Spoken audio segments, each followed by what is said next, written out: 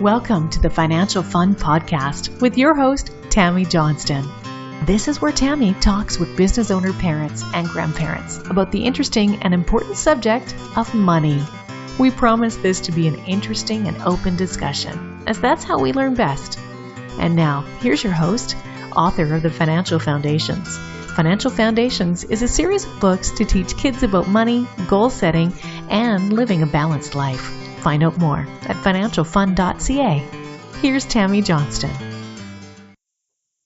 First things first, I would like to thank all of my listeners that have subscribed and reviewed my podcast and invite you to subscribe and review if you haven't yet. I appreciate you helping us to get the word out and making financial literacy a safe and welcoming subject for kids and adults. Second, please check out my podcast website, financialfun.ca, where you will be able to access past shows, find out more about me and our guests, as well as purchase the beautifully illustrated Financial Foundations books that teach kids about money in a fun, healthy, and holistic way. Thank you once again for joining us for the Financial Fun Podcast. And today our guest is the never ever stopping, always going Ultraman, Scott McDermott. Thanks for joining us, Scott. You're welcome. It's good to be here. So, Scott, why don't you tell our listeners a little bit about yourself and what it is that you do? Well, in a nutshell, I guess, I was in a career of architecture for 13 years, and I was trying to make junior partner, and I worked myself into near oblivion. I was sick all the time. I was very overweight. I was horrendously out of shape, and after several months of doctor's appointments and eye, ear, nose, and throat specialists and MRIs and CAT scans and trying to figure out what the heck was wrong with me, the doctor finally said, hey, you need to eat right, you need to get some sleep, you need to de-stress, and you need to get fit. And I thought, hey, I think I could actually do that. So I got the fittest I've ever been in my life and quit my job 2 weeks before being an associate partner in the firm. And went to work in a gym part-time. And I had to do some contract work and stuff to pay the bills in the meantime, but eventually I opened my own 15,000 square foot gym in Sylvan Lake. And since then I've gotten into triathlon, and I've competed around the world, and I've been to the Ultraman World Championships, which is 2.5 times longer than an Ironman. And yeah, life has just been an amazing journey since I started to do what I love instead of what I was good at. That works for an awful lot of people when you get out of the things that you're doing because you feel you have to and have no other options, and start doing things that you actually love and care about.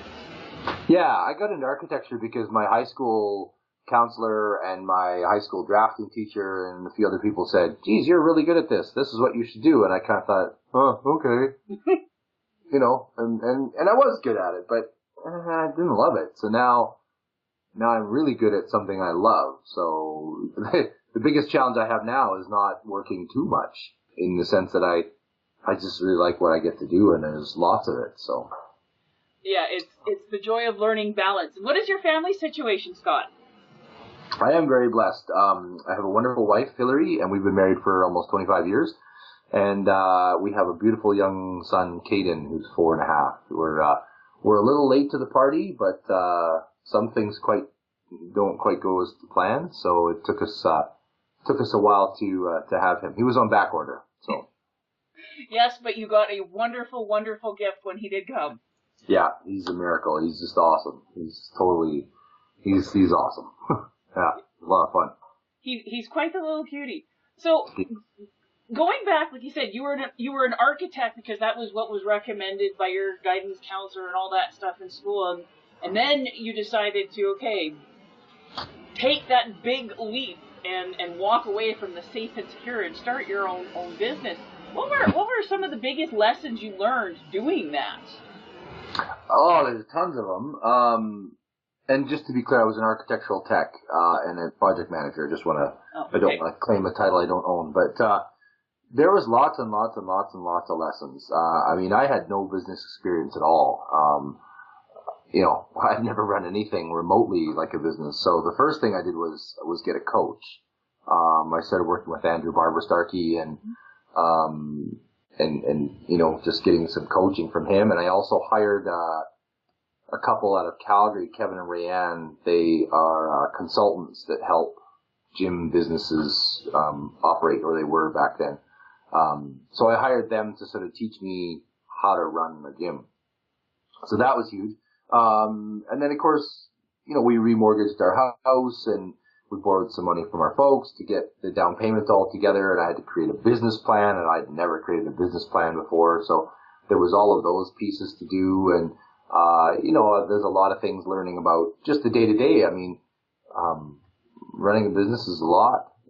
Human resource management, hiring, firing, all the rules about what you can do with employees, what you can't do with employees, as far as paying them and, severance and all that stuff. So there was a ton of stuff I had to learn there. And, one of the big things I really had to learn was dealing with money.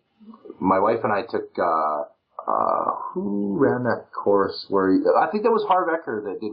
You're a spender, a saver, yes. a hoarder, and an avoider. Yeah. So, Hillary, my wife, is a saver and I'm a spender, prior to that course. So, I grew up in a boom town, Fort St. John, where my dad ran a garage and my mom ran Tilden Rent-A-Car, and there was a period of time when I was a kid up into the very, very early 80s where we just had tons of money, in my view, as a little kid. I don't know what was relative, but, we went out for supper 5 nights a week, and it was steak and lobster, and we brought all our friends, and, everything was just whatever you want, you got kind of a thing. Not to a crazy degree. We lived in a simple house and whatever, but cash was flowing.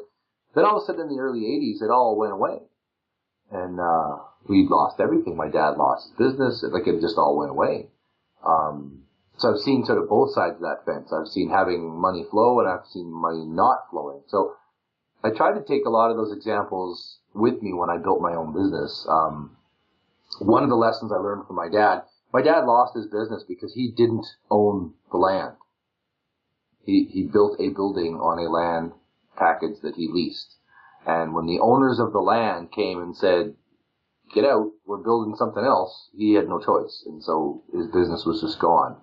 They paid him a token amount for the building or whatever, and that was it. So when I built my own business, I knew that I needed to own the land and building. So we bought an acre of land in an undeveloped area of Sylvan Lake, which with my architectural knowledge, I had looked at the planning diagrams for the town, and I knew that that's where they were growing towards. So we bought an acre of land at a really nice low price at the time, and now we're surrounded by Canadian Tire, Boston Pizza, Walmart, Fountain Tire, a movie theater. We're surrounded by buildings and businesses. So, there's been a huge increase in value. But, there was lots of lessons to learn about, specifically about money and how to deal with everything and how to run a budget. As a former spender, I was really good at buying new equipment, and I was really good at spending and stuff, but keeping money and saving money were skills I really had to learn. Well, those are skills that everyone has to learn, and I love the fact that you're talking about learning from your parents and stuff that you need to own and not deal with that. I remember reading Made in America by Sam Walton, his biography that he wrote shortly before he died, and how he talked about how he lost his first store for the simple fact that he never read his lease. And there was a clause in the lease that said, the landlord can take your business at any time for any reason. So Sam was very good at running the 5 and dime store, and he made it very successful. And the landlord says, I'm going to exercise my option, and he kicked him out. Yeah. And he says, it was the most valuable lesson he ever learned. And sometimes that's where it comes from. You have to really, really feel that pain to get it. Yeah. Well, it's not all sunshine and roses. It can change even with owning your own building and land too. We had a meeting with I don't know how much you want me to be honest with the world, but RBC was our bank. Well, we were with Service Credit Union for a long time, And I wanted to renovate the back part of our gym and add some equipment. And we had built an indoor rock climbing wall, and it was a failure. It was a $250,000 failure. We did not have enough clients to make it worth having. So we gutted it. We kept a little one wall, but it was 1,400 square feet of rock climbing. It was a fantastic facility, state of the art, amazing. Like I said, I'm good at spending money. But all of our projections and all of our research and all of our data and, all the high school groups that said they were going to come and the scout groups said they were going to come, and they didn't.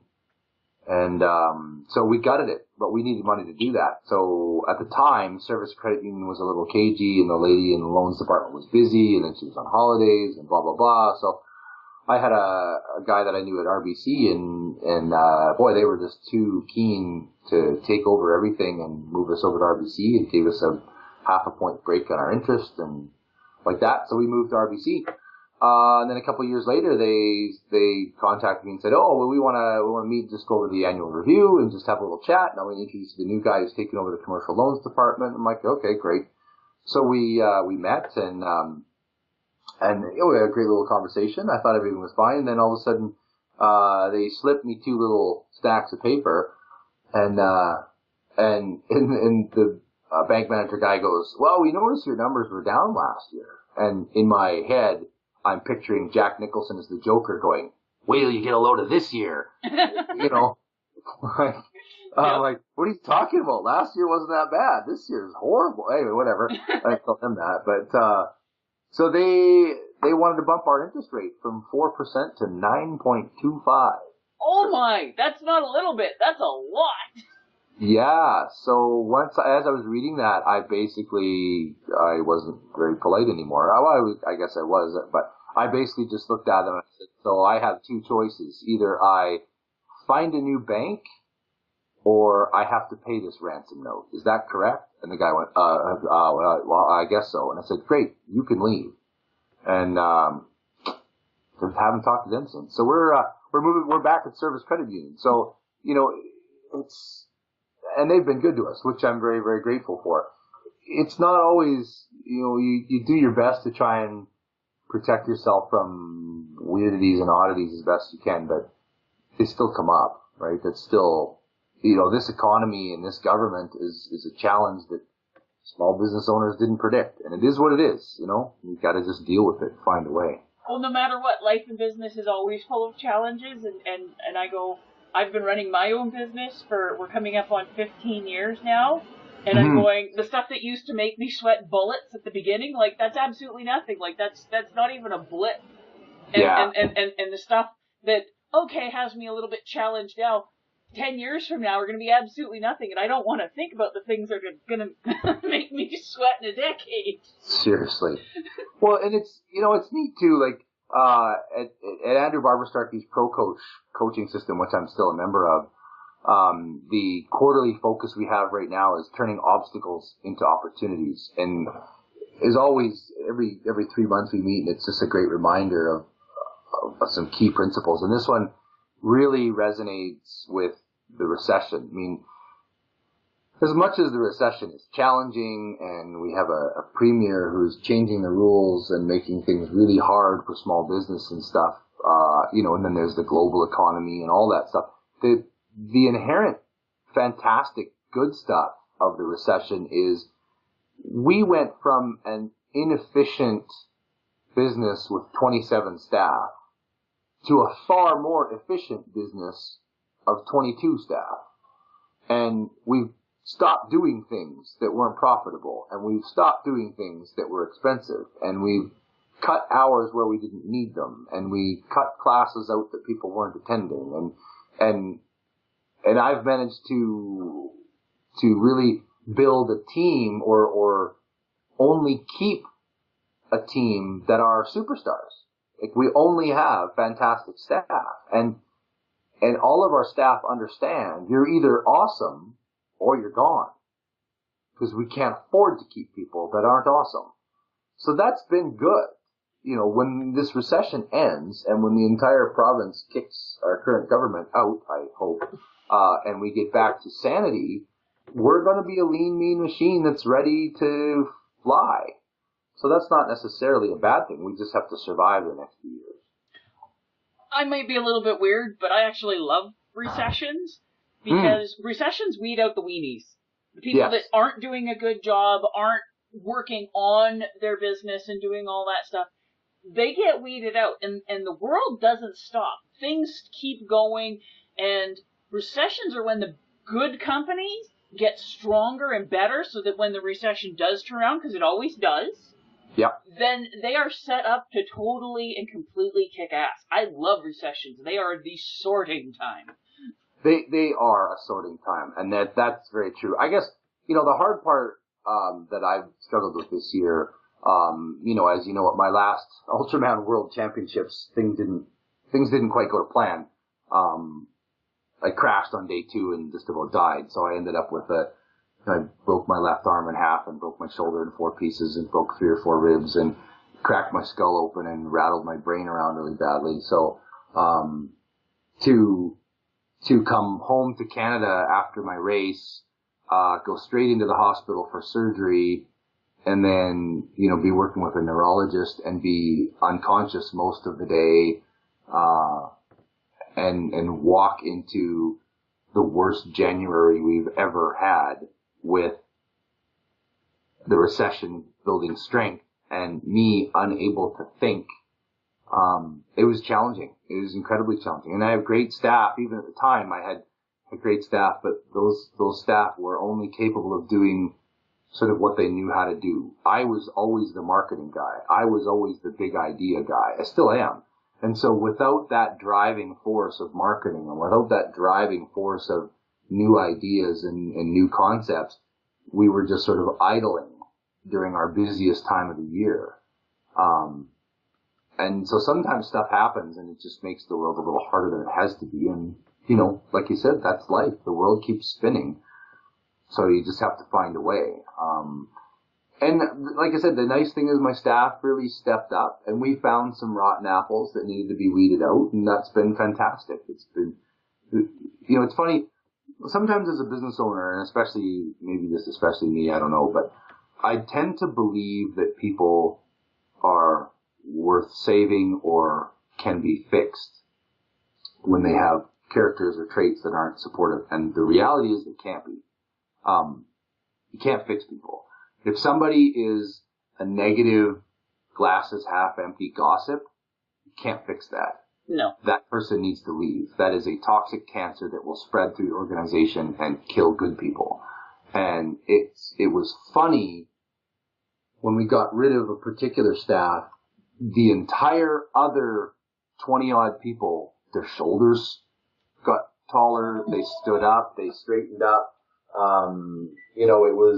It was amazing to see how much that changed all of our staff when that one person left. So there's always lessons to be learned as a business owner. It never stops. Well, it keeps you from getting bored there, darling. Well, there's that.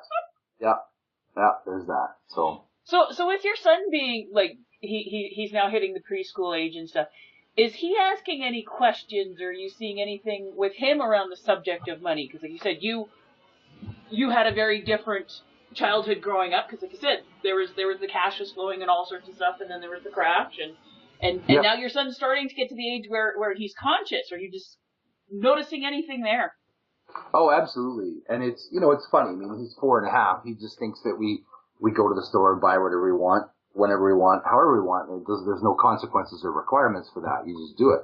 So that's kind of funny. We have him on a little program right now. So he's all potty trained except for nighttime. He still has nighttime diaper because he doesn't know how to control his bladder as he sleeps. So we created a little point system, and he gets 1 point if when he gets up in the morning, the first thing we do is go straight to the bathroom and pee.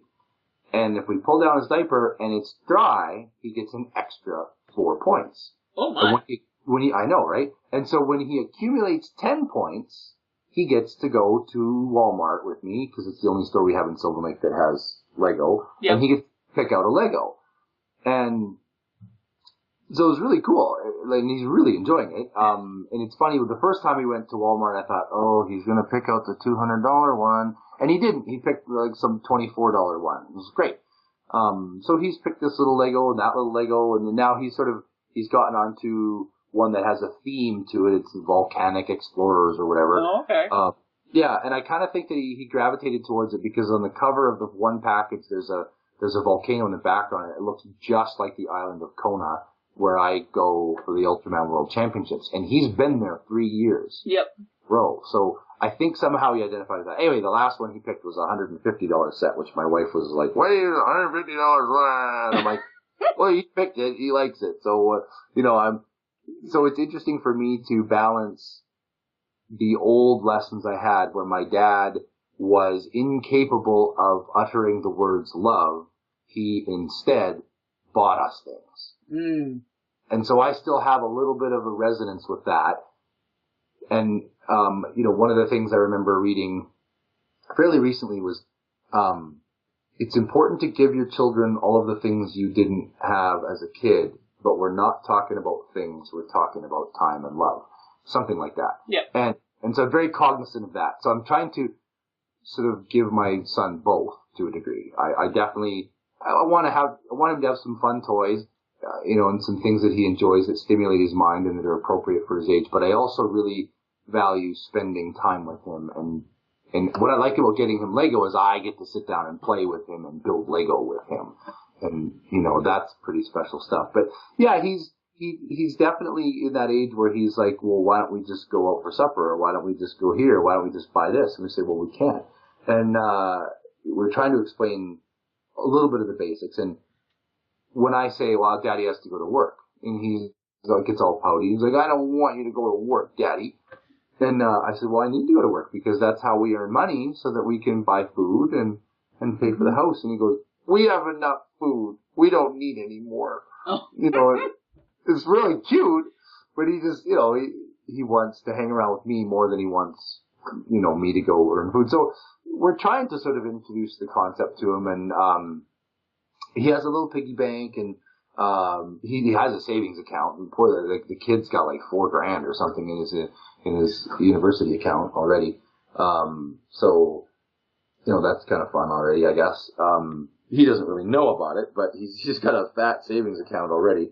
So, and he's got a little piggy bank, and sometimes I come home with pocketfuls of change, and he gets to put those in his piggy bank, and we tell him about it. And so, we're trying to start with some of the basic things and let him know that certain things are too expensive, and we're not going to buy that today, and stuff like that. So, I don't know. It's I know you've got a book or something about financial stuff for kids. 6 so far, and more to come. Only 6, okay. Only so 6. Yeah, that's definitely a direction we want to head with it to make sure as well that he sort of learns some better habits than we do.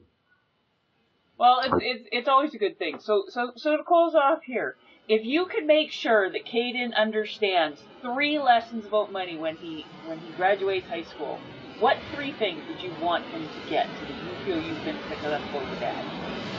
Successful as a dad with him, I think the biggest thing I really want him to understand when he comes out of high school is managing like loans, like credit cards and money that isn't yours. Because that's a really fat trap, and it can get you into trouble really fast. So understanding borrowed money is a big thing. And I really want to make sure that he understands the percentage principle that we learned from T. Harv Eker, where you put 10% to charity and 10% to savings and 20% to financial freedom and that kind of thing, right? That was one of the big key pieces that succeeded in kind of saving our marriage in a sense is understanding that piece of balance. Because I would spend until I had nothing. We'd be down to our last dollar and I'd buy a VCR back in the day.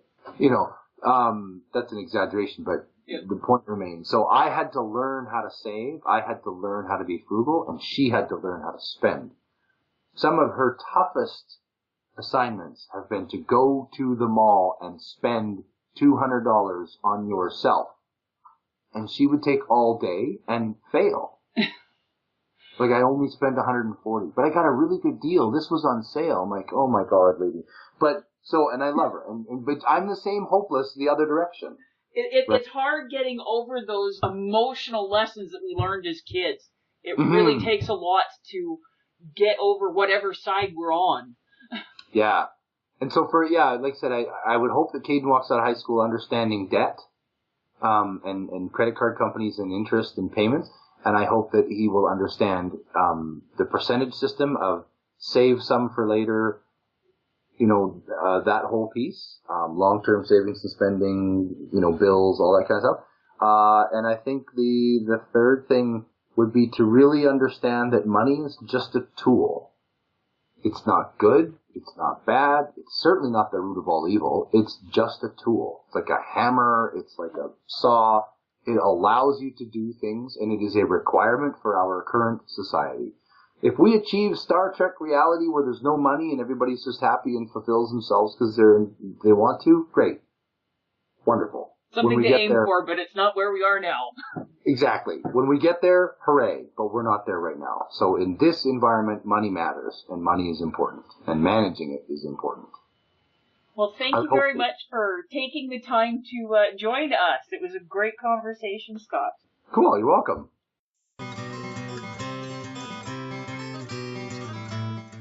Before we leave each other, I would ask all of you listening to please subscribe to and rate my podcast. A review would be most appreciated, and feedback is always welcome. Whether it be a comment, future topic suggestions, and or questions you or your kids would like to have answered in the Ask Tammy column on the financialfund.ca website. Please feel free to check me out on Facebook at Financial Foundation's Children's Books, on Twitter at Financial Fun, and Instagram at financial.fun. Thank you for joining us for this episode of the Financial Fun Podcast. Join Tammy Johnston again next week. For more information, please visit financialfun.ca.